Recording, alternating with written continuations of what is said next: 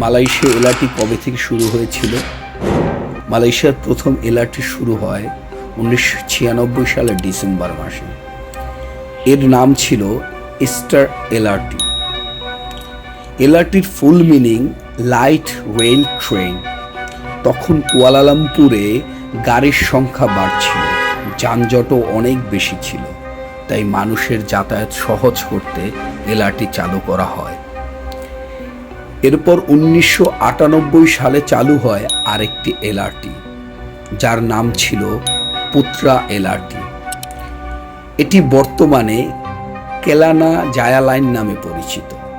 1998 সালে কমনওয়েলথ গেমসের সময় এলআরটির আরও কিছু অংশ চালু করা হয়, তবে শুরুতে এলআরটি পরিচালনা করা কোম্পানিগুলো আর্থিক সমস্যায় পড়ে। সরকার এলআরটির দায়িত্ব নেয়। সময় গড়ানোর সঙ্গে সঙ্গে এলআরটির লাইন ও স্টেশন আরও বাড়তে থাকে। আজকের আমপাং লাইন, সিরিপাতালিং লাইন এবং কেলানা জায়া লাইন সবই সেই শুরুর ইতিহাসের অংশ।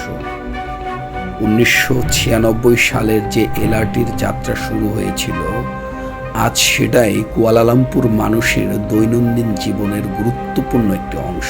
Next station, Pavilion Bukit Bintang. Interchange station with KL Monorail line.